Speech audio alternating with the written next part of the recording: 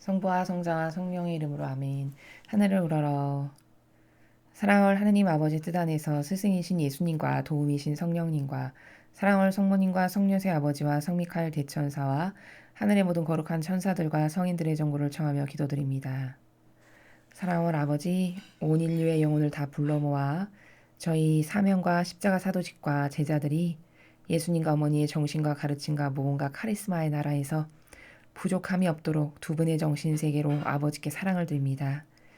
아버지, 한없이 미약하고 정말 부족하고 역겹게 그지없는 이 존재가 드리는 사랑을 예수님과 어머니의 정신세계 안에서 받아주시옵소서. 부디 너그러이 받아주시어 아버지께서 온 인류에게 수천 년 동안 받으시는 모든 모욕과 멸시와 그리고 고통과 조롱과 비아냥과 모욕적인 수치와 모멸감, 이 모든 고통을 저희 사명이 다 되돌려 드리기를, 배상과 보속을 드리기를 갈망하오니 부디 너그러이 받아주시옵기를 갈망으로 청원드립니다. 또한 예수님과 어머니, 저의 내적이고 외적인 모든 것의 주체가 되어주시며 아버지께서 자녀들에게 주시고자 하시는 빛을, 그 빛의 나라, 진리의 세계를 원리와 관점과 개념의 나라에서 올바르게 전달할 수 있도록 저의 것은 완전히 빼버리시고 예수님 어머니의 정신세계 안에서 두 분께서 모두 말씀하시옵소서. 이 모든 기도 우리 주 그리스도를 통하여 비나이다. 아멘. 성부와 성자와 성령의 이름으로 아멘. 안녕하십니까. 하나님의 뜻 선교의 윤피아수녀입니다. 오늘도 아버지께서 어떤 말씀을 주실지, 오늘은 어떤 그 진리의 빛의 나라의 원리를 배울지 아주 기대됩니다. 여러분 모두도 함께 저처럼 기대하시는 그 나라의 마음에서 오늘 주시는 일독서와 복음의 말씀 함께 보시겠습니다. 2020년 2월 14일 금요일입니다. 제1독서 열왕기상권 11장 29절에서 32절, 12장 19절까지의 말씀입니다. 그때 예로보암이 예루살렘에서 나가다가 실롯 사람 아이야 예언자를 길에서 만났다. 그 예언자는 새 옷을 입고 있었다. 들에는 그들 둘뿐이었는데 아이야는 자기가 입고 있던 새 옷을 움켜쥐고 12조각으로 찢으면서 예로보암에게 이렇게 말하였다. 이 10조각을 그대가 가지시오. 주 이스라엘 하느님께서 이렇게 말씀하셨소. 이제 내가 솔로몬의 손에서 이 나라를 찢어내어 너에게 10지파를 주겠다. 그러나 한 지파만은 나의 종 다윗을 생각하여 그리고 이스라엘의 모든 지파에서 내가 뽑은 예루살렘 도성을 생각하여 그에게 남겨두겠다. 이렇게 이스라엘은 다윗 집안에 반역하여 오늘에 이르렀다. 주님의 말씀입니다. 하나님 감사합니다. 예, 여러분 오늘 주신 이 말씀은 잠깐 배경 설명을 먼저 하면 솔로몬이 이제 하느님의 눈에 완전히 났죠.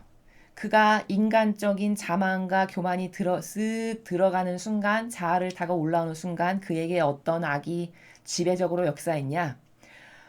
그 욕정의 악이 지배적으로 역사를 하죠. 그래서 수많은 여인들을 후궁으로 맞아들이고 주변 강대국에서 내 딸도 가지시오, 내 딸도 가지시오. 너무나도 많은 여인들을 후궁과 첩과 왕비로 다 맞아들입니다. 그래서 뭐 에집트에 그 당시에 있었던 에집트 왕의 딸, 무슨 왕국의 딸, 무슨 왕국의 딸, 수도 없는 많은 이방인 여인들을 다 맞아들이죠. 그렇게 하다 보니까 이제 솔로몬이 점점 어떻게 되죠? 타협을 안 했어야 되는데 타협을 하기 시작하니까 그 인간의 나약함이 어떻게 될까요?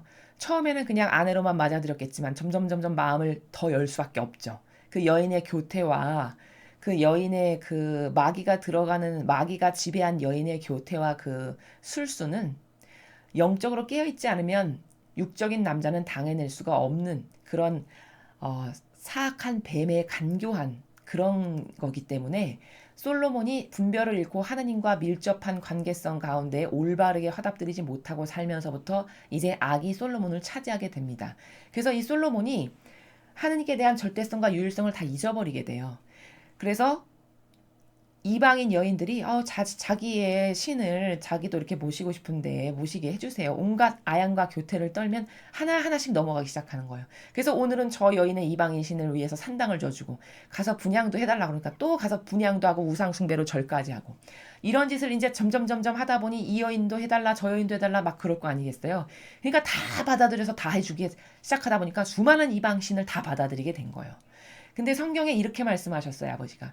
2번이나 경고를 하셨다는 거죠. 너는 이렇게 하면 안 된다라고 아버지가 2번이나 경고를 하셨는데 사람이 악에게 완전히 지배당하면요, 여러분 어떤 행동밖에 안 나오느냐면 과거에 그렇게 똑똑하고 그렇게 지혜로웠는데도 그런 나라의 반향이 절대 나올 수 없습니다. 이렇게 악이 무서운 거거든요. 악에게 지배당한 영혼은 그런 과거에 자기가 아버지께 드렸던 그 훌륭한 반향, 자기가 이렇게 부족한 어린아이에 지나지 않으니까 자기에게 지혜를 달라고 그렇게 청원을 드렸던 솔로몬인가 싶을 만큼 2번이나 경고를 했는데 무시했어요. 그래서 드디어 아버지가 어떤 결정을 하시냐? 이제 오늘 이런 결과를 초래하게 돼요. 아이야라는 예언자를 선택하신 거죠, 하느님께서. 그래서 예로보암이라는 사람에게 그 아이야가 자기 옷을 박박박박 찢어가지고 12조각으로 찢어가지고 10조각을 예로보암에게 줘요. 그러면서 뭐라고 얘기하냐? 이 10조각을 그대가 가지시오. 이스라엘 하나님께서 나한테 말씀하셨는데 뭐라 말씀하셨냐면 내가 솔로몬의 손에서 이 나라를 다 박박박박 찢어내서 너한테 10지파를 주겠다. 즉 무슨 말이냐? 네가 10지파를 다스리는 왕이 될 거다 이 말입니다. 이렇게 이야기를 하고 뭐라 하셨냐? 근데 하느님의 신이 성실하심이 그토록 배신을 때린 자식을 벼랑 끝으로 내몰아서 죽여도 시원찮으실 텐데 끝까지 다윗 때문에 신의를 지키셔서 어떻게 하시냐? 그 신이 성실한 사랑에 그것마저도 꺾어버릴 수는 없으셔서 내 종 다윗을 생각해서 다윗이 나한테 어떤 아들이었는가 내가 그것만을 잊을 수가 없어서 내가 이스라엘의 모든 지파에서 내가 뽑은 예루살렘 도성을 생각해서 한 지파만은 그의 아들에게 남기겠다. 즉 솔로몬의 아들이 한 지파만은 다스리게 하겠다라고 이렇게 약속을 하세요. 그래서 이스라엘은 다윗 집안에 반역해서 오늘에 이르고 있다라고 이렇게 지금 전하고 있죠. 자, 오늘 우리가 이 일독서를 통해서 보아야 할 큰 원리가 있어요. 그건 뭐냐? 바로 예표의 나라라는 겁니다. 예표의 나라. 무슨 말이냐? 자, 예표의 나라, 즉 본질의 나라가 있고 형상의 나라가 있는데 본질은 곧 형상으로 반드시 이루어진다. 아버지의 뜻 안에서 무엇이 선언됐을 때. 바로 이게 오늘의 원리입니다. 자, 좀 더 구체적으로 설명을 드리면 이런 거죠.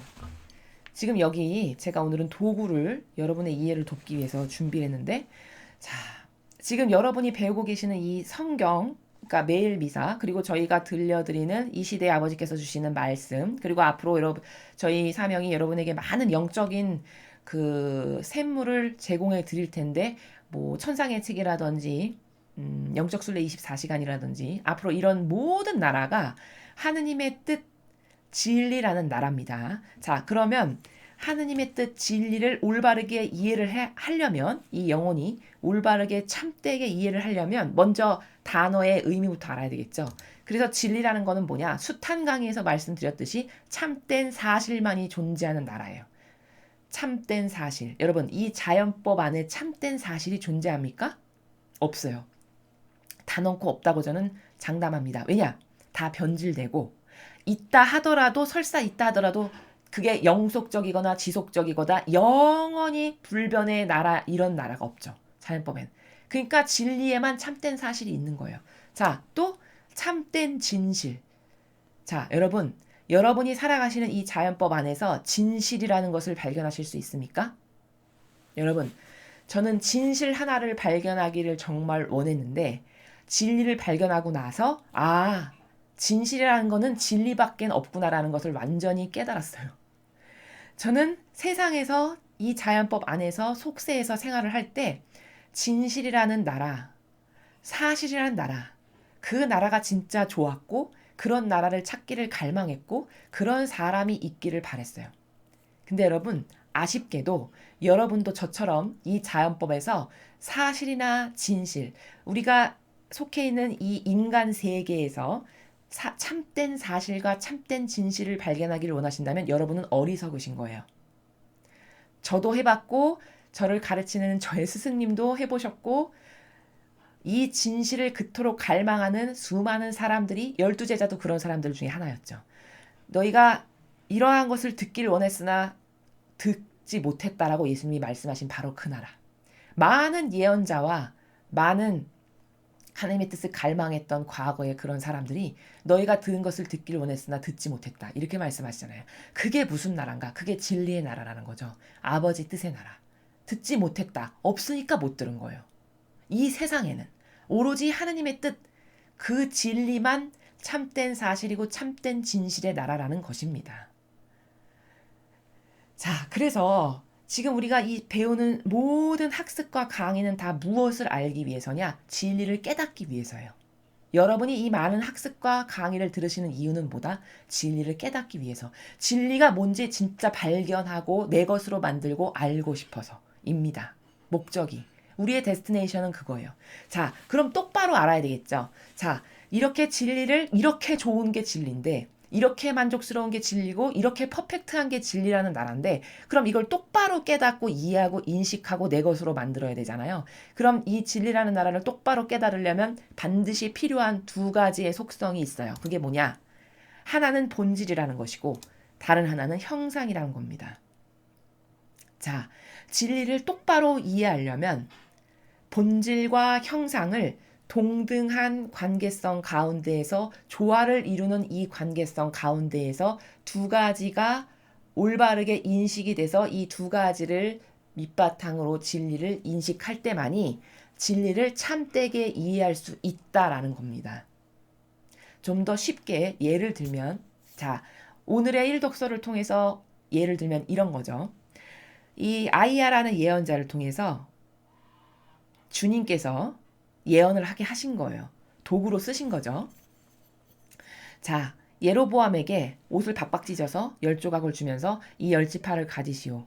앞으로 당신이 10지파의 왕이 될 거라고 선언을 하는 거예요. 그리고 내 아들 다윗을 봐서 한 지파만은 솔로몬의 아들에게 줄 거다. 이렇게 선언을 하셨어요. 이게 무슨 나라냐? 이게 본질의 나라입니다. 즉, 하느님의 뜻이 본질의 나라에서 이미 그렇게 되리라 설정하셨고 사람의 입을 통해 선언하신 본질의 나라예요. 자, 그런 본질의 나라가 존재하고 이 본질의 나라가 솔로몬이 죽고 진짜 그 아들인 르호보암이 르호보암의 때가 도래하자 진짜 사실적으로 르호보암에게 유다 지파가 주어졌고 나머지 10지파는 다 예로보암이 차지하게 하셔서 그 10지파의 왕이 되게 만드세요. 이게 뭐냐? 이게 형상의 나라예요. 이 선언적으로 선언한 본질, 제가 조금 전에 예표라고도 말한 이 예표는 눈으로 보이지만 않을 뿐이지 영적인 나라에서는 사실적으로 반드시 이루어지고야 많은 나라. 즉 앞으로 몇 년이 걸릴지 그건 인간이 알 수 없으나 반드시 형상으로 입증되고 증명될 나라라는 바로 이게 진리를 이해할 때 본질과 형상을 동등한 조화로운 위치 가운데 놓고 진리를 이해해야 똑바로 인식할 수 있다라는 겁니다. 여러분의 신앙이 왜 막연하고 피상적일 수밖에 없냐?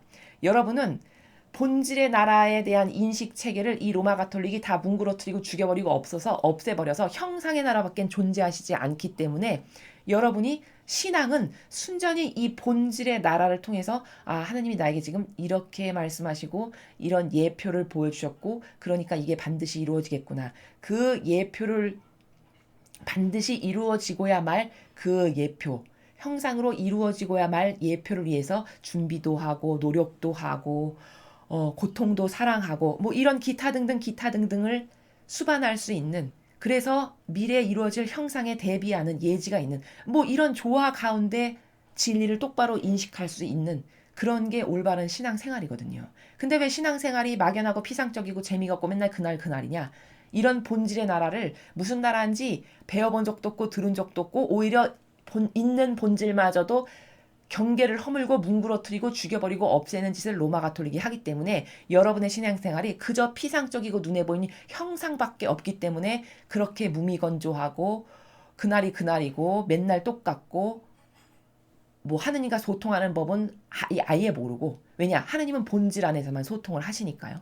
이렇게 불균형적인 조화롭지 못한 형상만이 완전히 지배적인 이런 나라에서 살기 때문에 여러분의 신앙생활에 맨날 무미건조한 거고 그날이 그날이고 똑같고 그러므로 진리는 아예 깨달을 수도 없는 원천봉쇄로 다 막아버리는 거죠. 이 형상만을 내버려두고 이 진리와 본질은 다 허물어버리고 죽여버리는 마귀 짓을 누가 하냐? 로마 가톨릭이 주도적으로 한다는 거예요.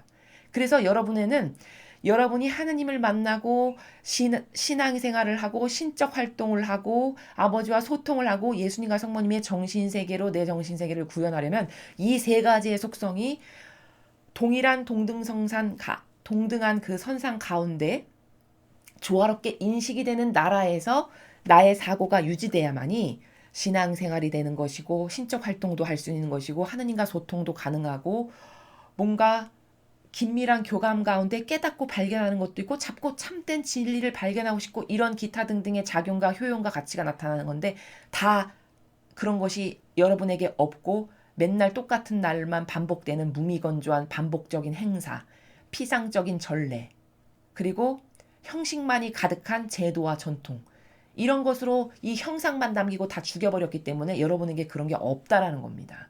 너무나도 명백한 팩트죠. 명확한 결론이고 자, 이 본질과 형상을 통해서 진리를 발견한다는 건 또 이런 의미로 여러분에게 입증이 가능해요. 자, 모세가 미리암이라는 누이가 있었죠. 근데 그 미리암이 모세가 이방인 여인을 아내로 맞아들였는데 미리암이 그 이방인 여인을 모세가 맞아들인 것에 대해서 불평불만을 하면서 그 지도자인 아버지가 뽑고 세우신 리더를 공격했어요. 그쵸? 지적질을 하고 잘못했다라고 이렇게. 그런데 하느님 보시기에 하느님도 터치하지 않으신 그 인간적 작은 부족함의 한계성을 감히 자신 아버지의 권능과 전능으로 세우신 그 지도자라는 그 직함에 이 일개 누이가 그렇게 공격을 하니까 그게 아버지 보시기에 옳지 않았던 거죠. 그게 신적인 방법이 아니었던 거죠. 그래서 하느님께서 미리암에게 저주를 내리셔서 피부병을 앓게 되죠. 근데 피부병이 너무 극심했던 거예요. 그래서 죽을 것 같으니까 모세가 대신 기도를 하죠. 하느님 불쌍히 여기셔서 자비를 베풀어 주십시오. 낫게 해주십시오. 기도를 합니다. 하느님이 그 기도를 들어주시려고 모세에게 어떤 지시를 내리시느냐. 너는 구리철사를 이렇게 십자 모양으로 꼬아가지고 높은 데다 매달아라. 그래가지고 구리철사를 바라보는 모든 사람이 병이 낫게끔 그렇게 설정해라. 명령하세요. 자, 그 십자가의 모양으로 만들어서 높은 곳에 매달려서 그걸 보는 사람은 병이 다 낫게 즉 구원되게끔 해라라고 하신 아버지의 이 말씀이 예표가 되어 진짜 사실적으로 어떻게 구현이 됐냐면 수천 년이 지난 후에 예수 그리스도께서 지상에 오셔서 십자가에 진짜로 달려 돌아가심으로써 그 십자가를 받아들이고 그 예수님의 고통 덕분에 온 인류가 구원될 수 있는 기회를 맞이했죠. 자, 이게 바로 그 구리뱀의 철사가 바로 십자가에 달리신 예수님의 죽음의 예표가 된 겁니다. 자, 이렇게 본질과 형상의 나라가 조화롭게 인식이 되는 나라 가운데에서 진리, 십자가는 구원이구나. 이렇게 인식이 된다는 거죠. 십자가는 구원의 예표, 사실적 십자가를 믿고 받아들이고 그 의미 안에는 구원이라고 하는 의미가 담겨 있는 거구나. 이렇게 인식을 된다는 거죠. 이렇게 본질과 형상은 동등한 나라에서 인식이 되어야만 진리를 올바르게 깨달을 수 있다는 거예요. 오늘 바로 일독서에 등장하는 사무엘 상건의 그 아이야라는 예언자를 통해서 하느님께서 앞으로 이루어질 예표를 선언하셨죠. 그게 본질의 나라예요. 그 본질이 진짜 수년 후에 형상적으로 사실적으로 이루어졌죠. 그러니까 무슨 말이냐면 다시 한번 요약 정리를 하면 하느님께서 아버지의 뜻 안에서 무엇을 선언하셨잖아요. 즉 예표가 되어 무엇을 선언하셨다. 그건 반드시 이루어진다라는 뜻이에요. 그 본질은 반드시 형상으로 이루어진다. 이게 원리입니다. 이게 원리. 이것을 오늘 우리가 일독서를 통해서 발견할 수가 있는 거예요.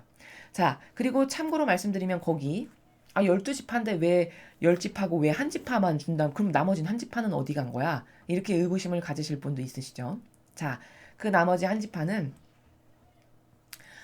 원래 다윗 왕조가 시작한 지파가 유다 지파였죠. 유다 지파 위에서 시작을 했어요. 그 근원이 유다 지파였어요.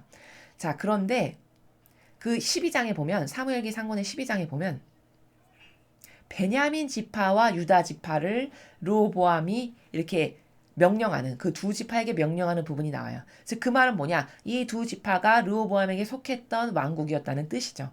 그럼 그 두 지파가 르호보암에게 속했는데 하나님은 왜 한 지파라고 말씀하셨나? 그것에 대해서 뭐 분분한 학자들마다의 뭐 분분한 다른 많은 의견이 있지만, 유다 지파가 대다수였고요, 여러분. 베냐민 지파는 엄청 인구가 쬐끔이었습니다. 그 뭐 인구가 있냐 마냐, 이 전체적으로 봤을 때 그 인구가 별로 이렇게 티가 나지도 않을 만큼 적은 아주 작은 부족이었어요. 아주 작은 지파. 그랬기 때문에 그냥 하느님께서 그걸 통틀어서 한 지파다. 너에겐 한 지파를 허락한다라고 이렇게 말씀하셨다라고 우리가 이해할 수 있다라는 겁니다. 자, 그래서 오늘 우리가 지금 일독서를 통해서 인식해야 될 것은 뭐냐? 예표의 나라의 원리가 뭔가. 즉 본질의 나라는 하느님께서 무엇을 선언하고 말씀하시면 그 본질의 나라가 사람 눈에만 안 보일 뿐이지 그게 반드시 이루어질 일들이다. 자, 여러분, 이런 원리를 여러분께서 지금 새롭게 이 진리라는 사실을 인식하는 가운데서 깨달으신다면, 여러분, 계시록이 얼마나 무서운 건지 아시겠습니까? 거기 계시록에 어떻게 망할 거고 어떻게 탕녀가, 이놈 저놈하고 가늠한 탕녀, 거기에 나오는 그 탕녀가, 제가 누구를 말하는지 다 말씀드렸죠. 이 로마 가톨릭의 교황권을 말하는 거거든요. 수많은, 지금 사실적으로 그게 이루어지고 있는 것이 기가 막히게 맞아떨어지는 것이, 이렇게 본질과 이 본질, 하느님께서 선언하신 것은 반드시 형상으로 이루어진다가 또 그 예언서를 통해서도 입증이 되는 거예요. 거기 탕녀가 이렇게 음란하게 이놈 저놈하고 다 간음해가지고 나중에는 망하게 될 것을 다 써놨거든요. 요한계시록에. 그럼 이건 뭘까? 요한계시록에 쓰여있는 그게 다 본질의 나라, 예표의 나라입니다, 여러분. 그리고 그 본질의 나라, 예표의 나라는 반드시 어떻게 된다는 게 원리다. 하느님의 뜻이 선언하셨으므로 형상적으로 반드시 이루어지고야 만다. 이게 이 진리를 인식하는 올바르된 사고방식이다. 이런 겁니다. 그러니까 여러분, 이런 것을 아는 사람은 함부로 본질을 절대로 무시하거나 하느님이 무엇을 선언해서 말씀하신 것을 굉장히 두렵게 생각하겠죠. 이래서 경외심이 절로 나온 거고, 하느님과의 소통의 관계에서 굉장히 더 민감하고 세밀해지고 디테일해질 수밖에 없는 거거든요. 여러분, 이게 신앙생활이에요. 이게 신적 활동을 하는 것이고요. 신앙생활은 다 이렇게 올바르게 본질을 인식할 때만이 내가 반향도 형상적으로 제대로 할 수 있는, 바로 이런 관계성이 신앙의 나라고, 이것을 우리는 진리를 올바르게 인식할 수 있는 하나의 큰 관점이다 라고 말씀을 드릴 수 있는 거라는 겁니다. 자, 그런데 문제는 뭐냐?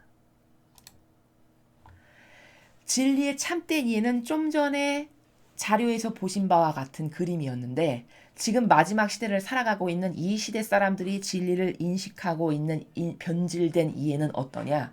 지금 여기 그림으로 보시듯이 진리를 인식하는데 왜 그렇게 이 마지막 시대 사람들이 어렵고 맨날 속은 거 또 속고 또 속고 또 속고 한평생 계속 속아서 잘못된 선택을 그토록 많이 하냐? 그 이유가 어디 있냐? 바로 이 그림과 같이 진리를, 본질과 형상을 조화로운 가운데 오히려 본질에서 무엇이 선언되면 그것이 앞으로 사실적으로 이루어질 일이니까 그것을 근간으로 해서 내가 이 사실적으로 이루어질 이것에 어떻게 대비를 해야 된다든지, 예지와 지혜를 갖고 어떻게 해야 된다든지, 이렇게 사고가 돼야 되는 것이 정상인데, 이 시대 살아가는 사람들은 형상이 완전히 진리를 지배하는 주도적 사고방식이 되었어요.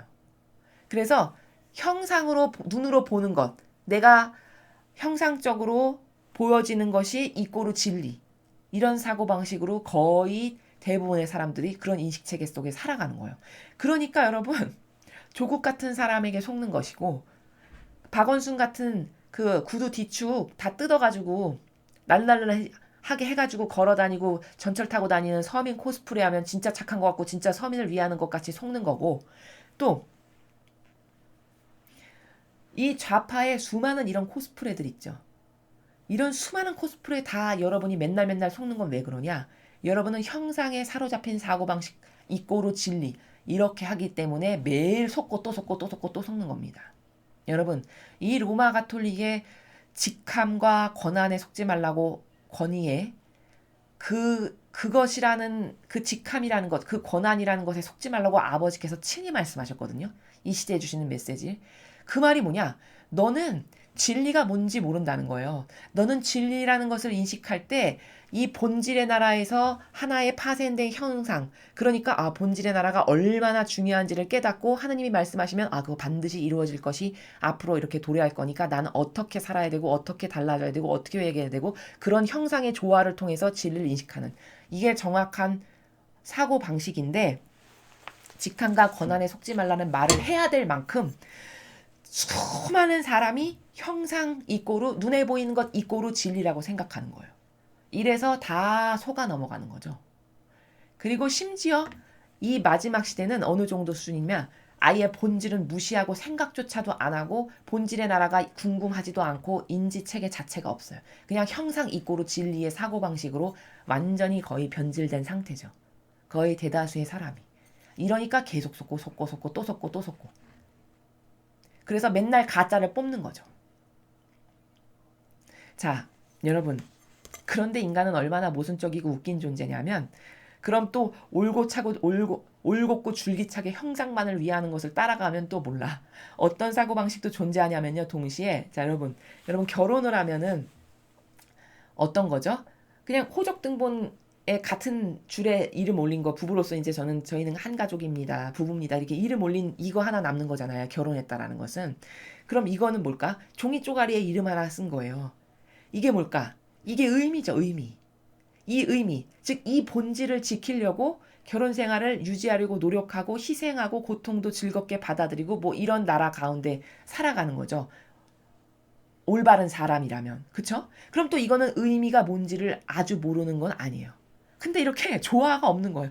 어떤 거는 의미를 또 생각하기도 하면서 근데 또 이런 종교나 정치 현실을 바라보는 눈은 의미나 본질은 아예 깡그리 무시하고 보이는 형상만을 가지고 저 사람 훌륭하네 위대하네 아유 이 시대의 성각자네 또 이렇게 하고 이게 완전히 정말 정신착란증의 사람이 하는 사고방식과도 같아요. 어쩔 땐 이거에 치우쳐서 하고 그럼 줄고차게 이것만 치우쳐서 하는 것도 아니고 어쩔 땐 또 본질을 중요하게 하기도 하고 이게 뭘까 도대체. 이게 불구자적 사고방식이라는 겁니다. 불구자적 사고방식. 이러니까 진리를 이해하기가 너무 힘든 거예요. 이 진리라는 것은 지금 우리가 1독서에서 본 것처럼 아버지가 그 예언자를 통해서 선언하셨어요. 그 사람 눈에 봤을 때 아무것도 아니죠. 별것도 아니고 어쩌면은 예로보암은 그게 진짜일까? 만약에 그걸 안 믿었으면은 무시했으면은 그 뭐 지나가는 미친 사람이 하나 나한테 저런 말을 하네. 이렇게 생각하고도 남을 만큼 사람 눈에 봤을 때 아무것도 아닌 거예요. 근데 이게 무서운 게 본질의 나라에서 그를 도구로 아버지가 이미 the end 아버지 나라에선 완성됐다고 보시는 거예요. 이게 예표라는 거고 이게 본질이라는 나라입니다. 아버지는 이미 그걸 이루실 값을 다 설정을 끝내셨어요. 단지 미물인 우리 인간의 눈에 봤을 때 와 닿는 것은 이제 사실적으로 나에게 닥쳐야만 내가 느끼는 그 형상만이 남아있는 거죠. 그러나 본질의 나라에선 이미 이루어진 거나 다름없다. 똑같다. 즉 원리가 뭐냐? 예표는 그 본질이라는 것은 반드시 형상으로 이루어진다. 이게 아버지의 그 진리의 나라의 원리라는 겁니다.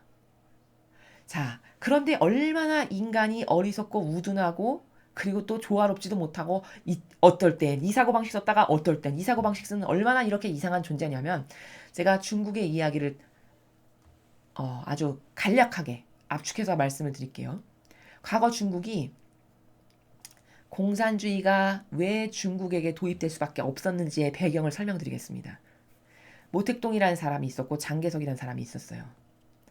여러분이 다 잘 아시다시피 장개석은 자유주의를 원하는 사람이었고 모택동은 여러분이 아시다시피 공산주의를 설립하길 건국하길 원했던 사람이었어요.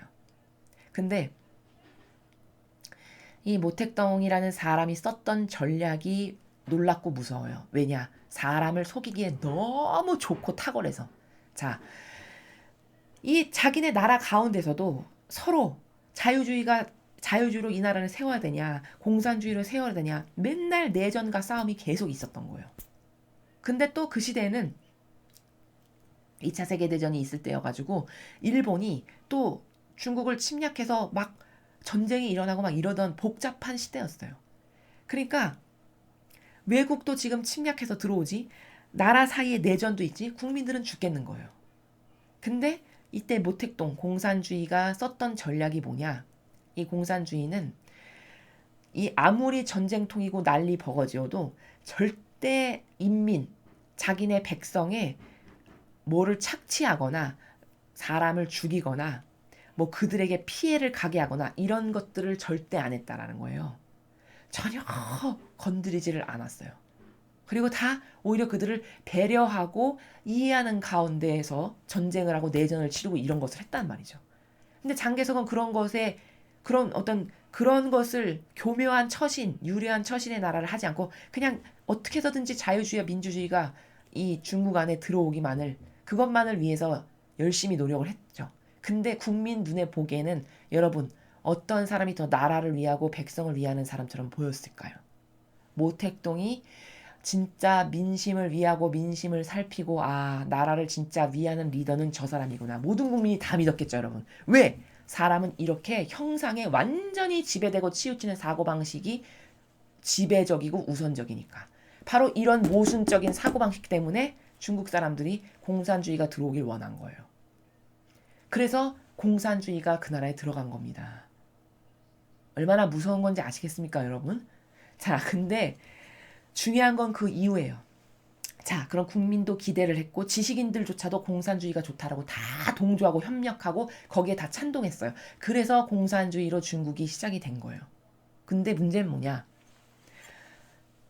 이제 모택동이 와서 다스리기 시작했는데 이거 보니까 억압하고 모두가 다 잘 살 거라고 기대했는데 그렇잖아요. 공산주의의 이상적인 건 모두가 똑같이 나눠가지고 다 같이 잘 사는 나라가 되자 이거잖아요. 이념이. 그러니까 지식인들도 진짜 그렇게 될 거라고 생각했던 거예요. 완전한 착각인 거죠. 모두가 다 똑같이 나눠가지고 너도 잘 살고 나도 잘 살고 우리가 좀 다 같이 에브리바디가 잘 살아보자 뭐 이랬던 거죠. 근데 여러분 그게 가능합니까? 아니 여러분 공산주의나 사회주의 사상 중에 모두가 잘 사는 가진 것을 다 똑같이 분배해가지고 유토피아를 만들어보자 해서 성공한 사례가 인류 역사에 어디 있나요? 다 실패했잖아요.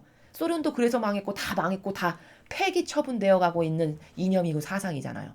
다 자기네가 살아보고 몸소 살아보고 도저히 안 되겠으니까 패망하고 실패하고 이런 게 다 입증된 거 아닙니까?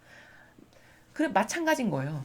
막상 해가지고 이제 모택동이가 자리를 잡고 정권을 휘두르는데 지식인들의 입장에서는 어떤 게 와닿았을까요? 진짜로 다 같이 나눠서 잘 살게 될 줄 알았는데 어라? 이거 그게 아니네.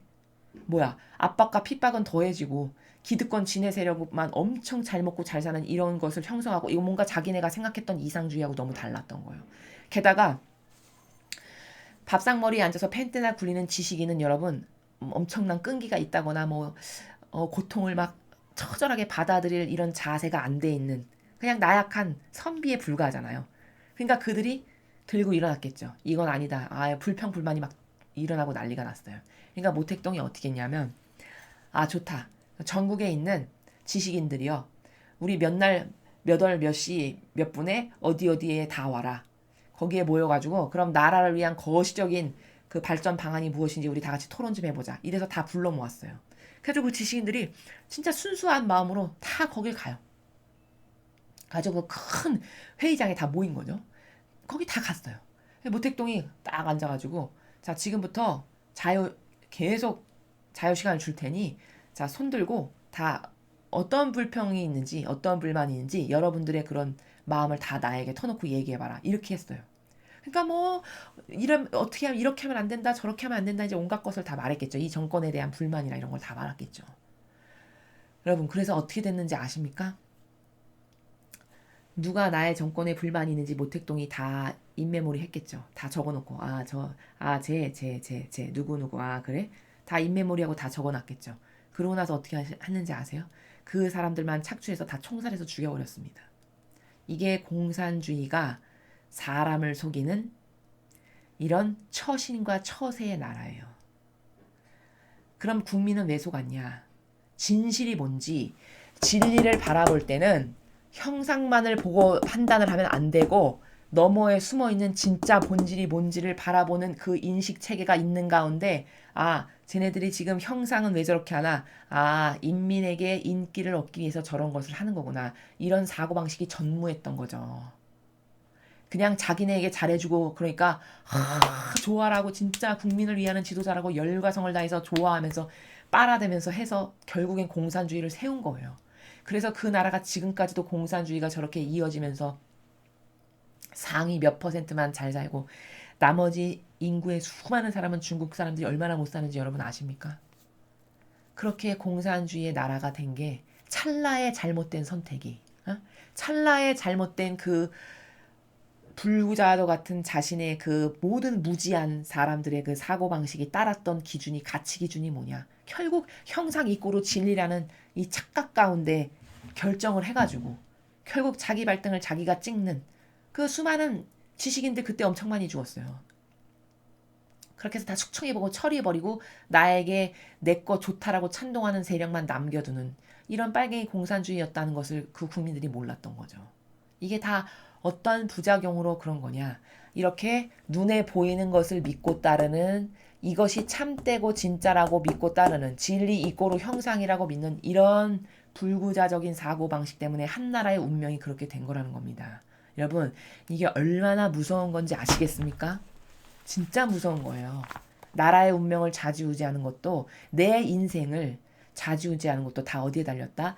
이런 잘못된 인간의 사고방식이 무엇을 결정해서 참되지도 않고 사실도 아니고 진실도 아닌데 잘못된 것을 진짜라고 믿어서 착각해서 결정함으로써 나라도 망하고 한 개인의 영혼도 지옥 갈 수밖에 없는 상황에 처하게 된다는 게 남이 아니라 바로 나라는 거.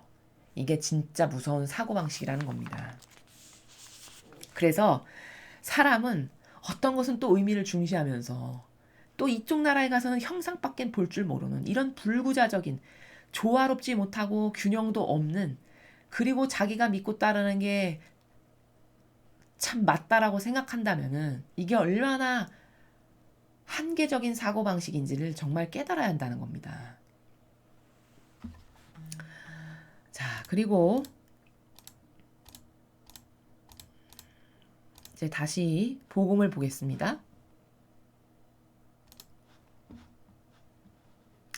마르코복음 7장 31절에서 37절까지의 말씀입니다. 주님 영광 받으소서. 그때 예수님께서 티로 지역을 떠나 시돈을 거쳐 데카폴리스 지역 한가운데를 가로질러 갈릴레아웃으로 돌아오셨다.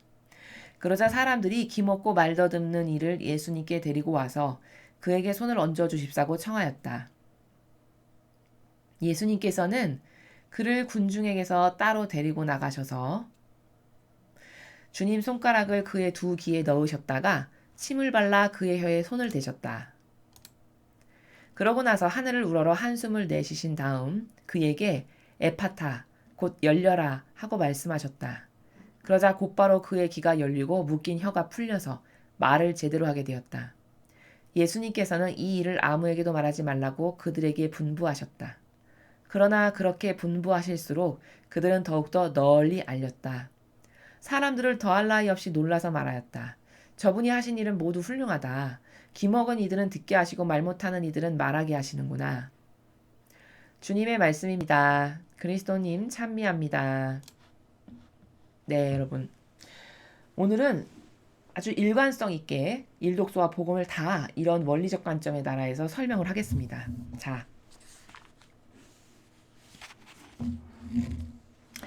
예수님이 지금 기먹고 말 못하는 사람을 데리고 와서 기먹고 말더듬는 사람을 데리고 와서 손을 얹어 주십사라고 청했어요. 그랬더니 예수님께서 이제 그를 고쳐주시는데 어떻게 하시냐면 에파타, 즉 우리말로 하면 열려라 이렇게 말씀하셨다라는 거예요. 그리고 이제 이렇게 침을 묻혀서 이렇게 뭐 대고 이런 행동을 하시면서 자, 그랬더니 어떻게 됐어요? 곧바로 예수님이 그렇게 말씀하시자마자 곧바로 귀가 열리고 혀가 풀려서 그 사람이 다 치유받고 나은 거죠. 자, 그럼 여러분 오늘 배운 원리의 나라에서는 이것을 어떻게 이해가 가능한가? 이게 왜 가능한가? 자, 예수님이 우리랑 똑같이 이런 사람이라는 모습을 취한 인성을 가지고 계셨잖아요. 근데 왜 예수님이 열려라 하면 진짜 열리고 낫고 이런 것이 어떻게 가능한 건가? 왜 그런가? 라는 것을 우리가 알아야 될 필요가 있죠. 그럼 어떤 분은 이렇게 말씀하실 거예요. 아, 신이니까 가능하죠. 신이니까. 아, 신인데 그냥 모습만 인간의 거죽을 쓰고 오신 것이지. 이렇게 말씀하실 분이 계세요. 자, 그럼 여러분, 신 아닌 12제자도 마귀 내쫓고 안진뱅이 일으키고 다 했죠. 자, 그럼 어떻게 12제자는 그게 가능할까요, 여러분? 그 사람들은 신 아니었다는 것 전 인류가 다 아는 사실이죠. 자, 어떻게 입증하시겠어요? 그러니까 신이니까 가능해요. 예수님은 이건 틀린 나라라는 걸 제가 지금 반대로 입증하는 거예요. 역으로.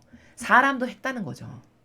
그럼 분명히 우리랑은 다른 이런 일반인하고는 다른 어떤 특별한 원리적 나라가 있으니까 12제자나 예수님이 했을 때는 됐고 우리가 했을 때는 안 된다라는 거잖아요. 그 원리가 뭐냐는 거죠. 자, 그게 뭐냐?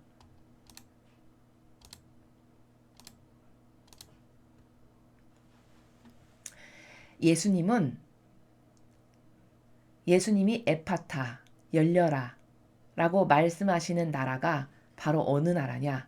본질의 나라에서 그 말씀을 하신다는 거예요. 즉 하느님 아버지와 한 뜻이시고 완전히 용해된 그 나라, 그 정신세계, 육은 이렇게 거죽으로 갖고 있고 이 지상에 악으로 점철된 지상에 지금 놓여 있지만 공간적으로 봤을 때 그러나 그 정신세계와 그 사고방식의 나라는 어디에 지금 이전되어 있는 거냐면 하느님이 살아계시는 나라, 하느님의 뜻이라고 하는 나라, 진리라고 하는 나라, 바로 그 나라인 본질 안에 완전히 아버지의 뜻에 용해돼서 그 나라 안에 계시기 때문에 말씀하시는 것마다 다 이루어진다는 거죠. 즉, 더 상세하게 설명을 하면 뭐냐? 우리가 에파타 하면 안 열리지만 예수님이 에파타 하면 왜 그 병자가 낫냐? 에파타라고 하는 말 안에 의미가 있는 거예요. 참된 그 의미, 하느님의 뜻이 주시는 그 의미, 그 본질의 나라의 의미가 있기 때문에 이 영혼 안에 있는 본질의 세계가 움직여지는 거죠. 바로 이런 차이가 있는 겁니다. 제자들도 왜 가능했냐? 제자들도 처음엔 불가능했죠. 처음엔 불가능해가지고 와가지고 왜 저희가 하면 안 됩니까? 막 물어보잖아요. 그쵸? 성령 강림 이후에 성령을 받고 막 방언 터지고 막 다른 나라 말 자기네 나라 말로 강의하는데 막 다른 나라 말로 제각기 막 사람들이 다 알아듣고 이런 일이 성령 강림 이후에 벌어졌어요. 제자들도. 그러니까 훈련을 한참 했을 때는 아직 완성이 안 됐고 예수님이 돌아가시고 부활하셔서 성령을 보내주셔서 그 성령을 받고 나니까 이 제자들도 어떻게 된 거냐? 본질의 나라의 세계가 열린 거죠. 이 사람의 영혼, 정신이라고 하는 것 안에 있는 본질의 나라의 세계가 드디어 열린 거예요. 제자들도. 그래서 그 본질의 나라가 열려서 그 본질의 정신의 사고방식이 예수님의 정신과 용해된 그 나라. 즉, 이 거죽은 나지만 내가 행하고자 하는 의지와 의미와 온갖 모든 그 목적성과 이런 것은 다 예수 그리스도께 내재적으로 다 용해되고 하나 되고 그 안에서만 모든 것을 내가 하지만 내 안에 계신 예수님이 하시게끔 하는 바로 그 본질의 나라에서 제자들이 무엇을 말하니까 같은 단어라고 해도 그 말 안에 본질의 그 힘이 담겨서 영혼에게 전달됐을 때 그 영혼 안에 내재적으로 존재하는 그 본질이 움직여진다라는 겁니다. 이해가 되시나요?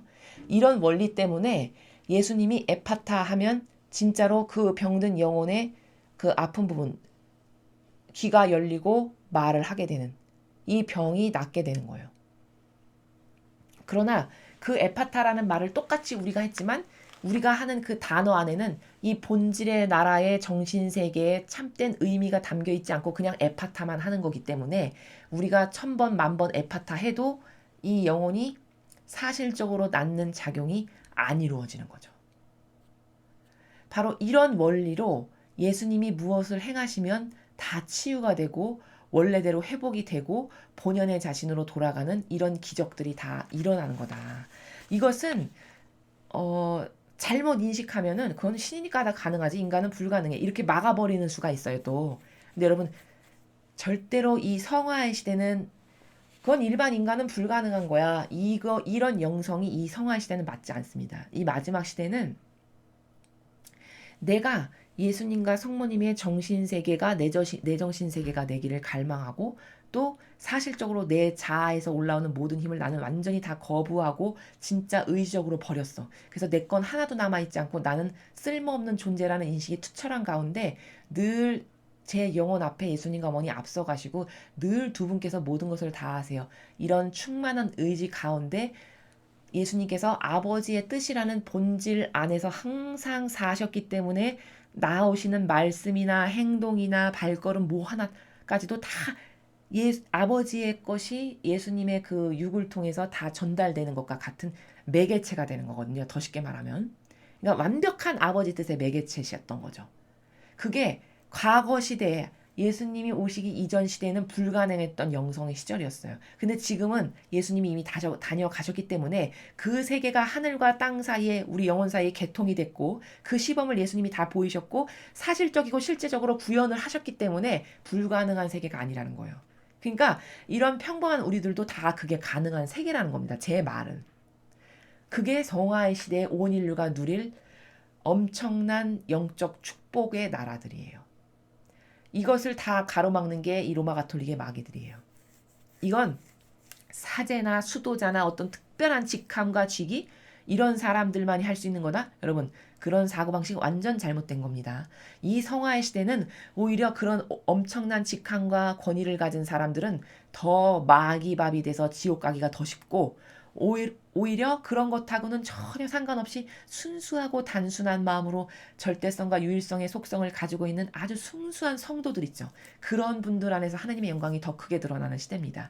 그리고 그것은 성경에 이미 많은 부분에서 입증이 됐어요. 여러분, 성경에 하나님이 예뻐하셨고 기적이 일어나게 했던 많은 그런 사람들을 보시죠.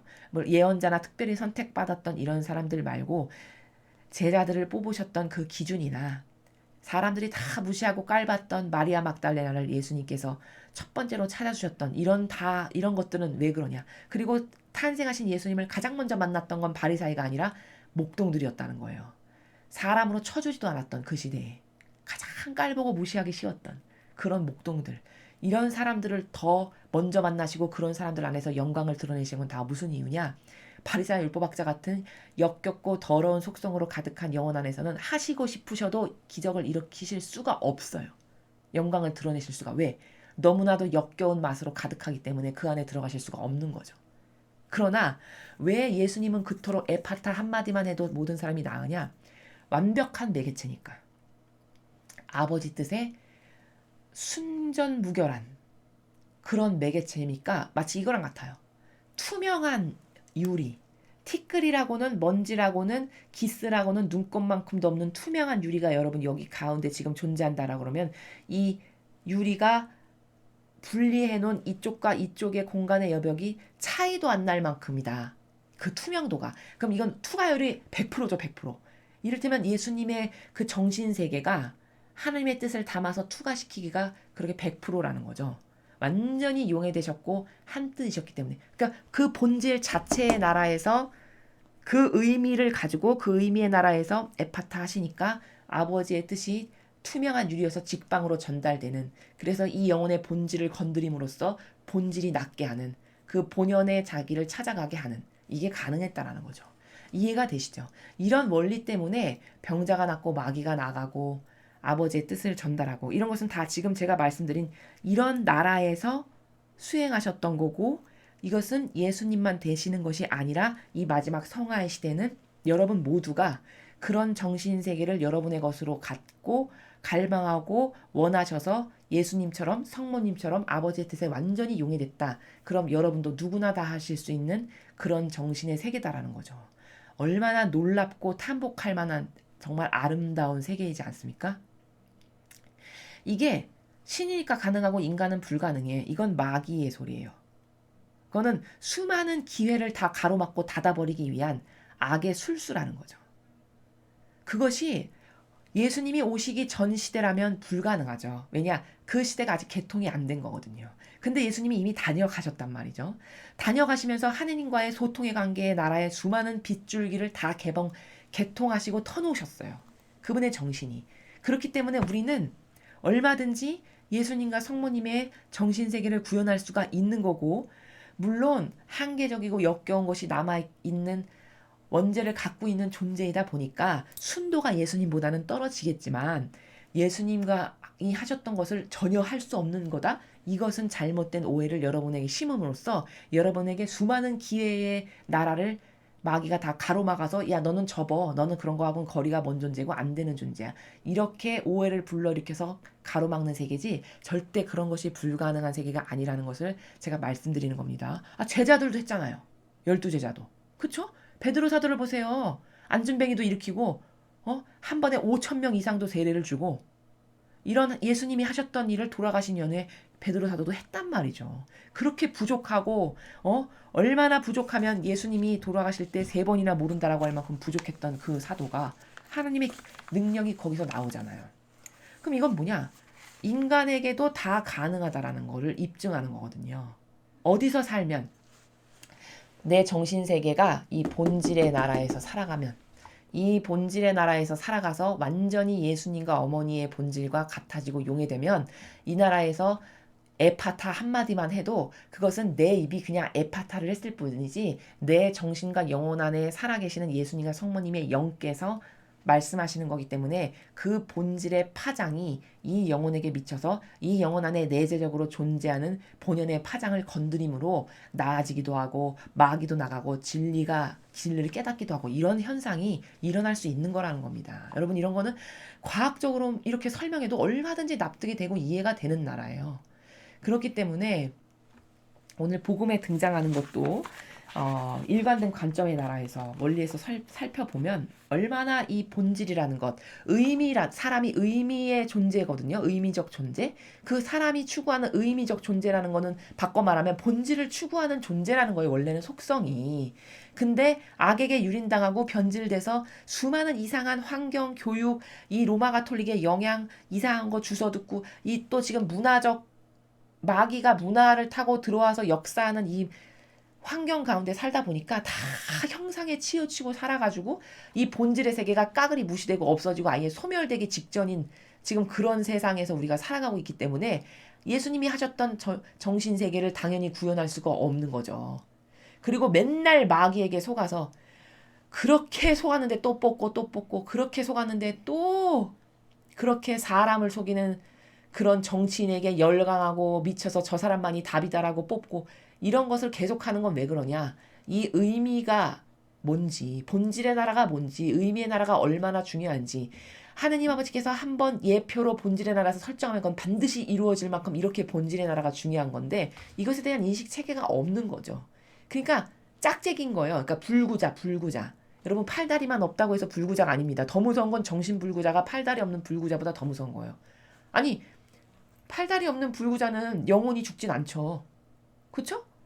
그 팔다리가 없다고 해서 영혼까지 소멸되는 건 아닙니다. 근데 정신불구자는 영혼이 지옥 가요. 영혼이.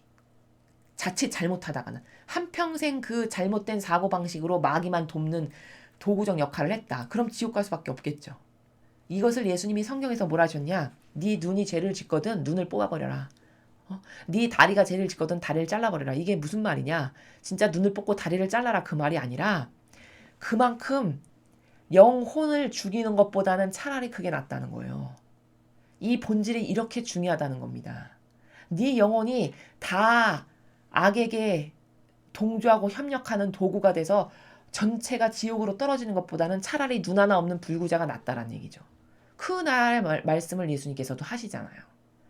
그래서 오늘 우리가 일독수와 복음에서 반드시 알아야 될 거는 뭐냐면, 이 인간이 가지고 있는 이 의미의 중요성, 이걸 반드시 회복해야 된다.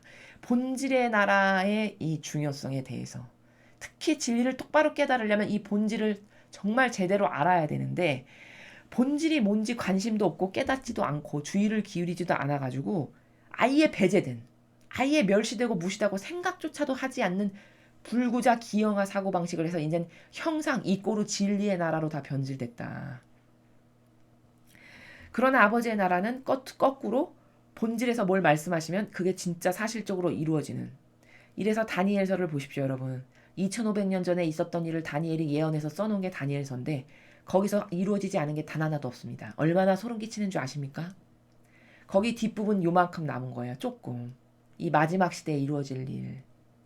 그 뜨인돌이 날아와가지고 동상에 다리를 치니까 동상이 와르르르 무너져서 다 순식간에 사라지고 없어지는 요 부분만 남은 겁니다. 이제 그 멸망만이 남은 거예요. 앞에 모든 것은 다 완전히 다 똑같이 성취되고 이루어졌어요. 그러니 이렇게 하나님께서 누군가를 선택한 영혼을 통해서 본질에서 이렇게 말씀하신 그게 본질의 나라잖아요. 그 예언서가. 그죠? 그 의미의 나라. 완벽한. 그 의미의 나라가 진짜 사실적 나라인데 사람들은 그 의미를 다 개뿔로 여겨요. 다 하찮게 여기고 다 집어치우고 눈에 보이는 이것만 대단하게 생각해. 그러니까 사랑도 모르고 다 이런 본질의 답이 있는 건데 사랑도 모르고 진짜 고통의 의미도 모르고 인생의 의미는 순전히 다 의미적 존재인데 의미적 존재는 뭐 다 필요 없어. 다 폐기처분. 난 눈에 보이는 형상 이렇게 당장 만족스럽고 나에게 유익이 되고 나에게 달콤한 말 해주는 게 좋고 사랑을 물질적으로 표현해주는 게 좋고 난 그걸 진짜 사랑이라고 여기고 이렇게 저급한 개 수준의 사고방식밖에는 안 남은 거죠. 그래서 오늘 우리는 이 진리의 참된 이해도 이 그림을 가지고 나는 지금 하느님의 뜻이라고 하는 참된 사실과 참된 진실이라고 하는 그리고 또 진리를 말씀이라고도 할 수 있어요. 우리가 매일 듣는 이 성경의 말씀, 그 말씀 하느님의 뜻 그거를 이해하는 데 있어서 유일무이하게 완벽한 건 이것밖에 없는데 그럼 이거를 똑바로 이해하는 게 우리의 유일한 희망이 돼야 되잖아요. 내 영혼을 위한다면 그죠? 내 영혼이 좋아지기를 그토록 원한다면 이 진리를 똑바로 이해하는 거에 온 심혈의 노력을 다 기울여야 되잖아요. 이 완벽한 나라, 참된 나라를 이해하는데 근데 그럼 이걸 이해하려면 이렇게 두 가지가 조화를 이루는 가운데 특히 본질이라는 것이 얼마나 중요한가. 이건 진짜 선언되면 반드시 이루어지고야 말. 아버지의 뜻이 선언하셨어. 그럼 반드시 이렇게 형상으로 이루어지고야 말 나라니까 이것을 믿어야 되는데 사람은 거꾸로 이 형상을 믿는다는 거죠. 이거 얼마나 동과석에 다른 겁니까? 이 본질을 믿어서 본질에 귀 기울이고 이 본질에서 뭐라고 하셨나? 이 의미의 나라가 도대체 뭔가를 깨달으려고 노력해서 이것을 통해서 형상의 크기를 가늠해보고 뭐 이런 기타 등등이 돼야 되는 건데 거꾸로 인식하죠. 이 형상에만 관심이 있어요. 온 인류가. 특히 병든 사고방식은 그저 근시안적으로 그냥 눈에 당장 눈앞에 보이는 이익, 어떻게 하면 내가 조금 더 이득 볼까? 어떻게 하면 더 좋아질까? 이게 다 형상에 치우친 사고방식을 해서 그런 거거든요. 근데 오늘 일독서와 복음을 보면 모든 건 다 여기서 이루어지는 거구나. 본질에서. 이미 그 예언자를 통해서 선언됐을 때 이루어진 거예요. 영적 나라에선 이미 이루어진 겁니다. 앞으로 솔로몬은 그렇게 망할 거고 그 아들이 그렇게 왕을 이을 게 이미 이루어진 거예요. 예수님께서 에파타 하신 그 나라도 이미 본질에서 말한 그 순간 그 영혼이 나은 거고 또 본질에서 무엇을 행하신 순간 그래서 왜 성경이 이렇게 설명하죠. 가봐라. 다 나았을 거니까. 그게 뭐냐. 그 본질에서 행하면 이미 끝난 거라는 거예요. 본질에서 무엇이 이루어졌잖아요. 그럼 그거 형상으로 나오는 거는 그 정도의 차이가 있을 뿐인 거지. 이미 뭐가 선언됐다. 뭘 말씀하셨다. 그럼 끝났다는 거예요. 완성됐다는 거예요. 반드시 이루어진다는 거예요. 이런 나라라는 것을 진리가 여러분이 오늘 보신 이 도구를 머릿속에 잘 담으셔서 앞으로 이제 이 도구가 딱 마음과 머릿속에 형상으로 남아서 본질이 그렇게 중요하지. 진리 나라는 나는 한평생 본질은 안 보고 형상만 보고 살았구나. 그러니까 맨날 속지. 이것을 처절하게 깨달으셔서 이 본질이라는 것, 의미라는 것, 의미적 존재를 추구하면서도 또 짝재기로 이상하게 형상에 치우쳐서 하는 이런 부작용을 갖고 있는 이런 나를 개선해야 되겠다.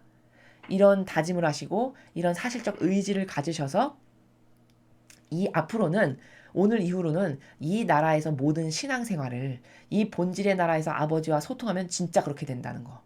이제 이해가 잘 되시죠? 어, 어떤 기도를 아주 정말 진실된 나라에서 드렸고 말씀드렸고 나의 믿음의 순도가 100%다. 그럼 이미 이루어진 거예요. 단지 여러분이 그것을 받는 것은 하느님 보시기에 쟤한테 지금 줘도 좋겠다라는 그 차이가 있으신 거고 혹은 이루어지기 위한 과도기적인 과정만이 남았을 뿐이지 어떤 본질의 나라에서 이루어지는 이런 모든 것들은 다 말씀이 떨어지셨으면 선언하셨으면 이미 곧 이루어진 거다. 라는 이 원리를 잊지 마시기 바랍니다.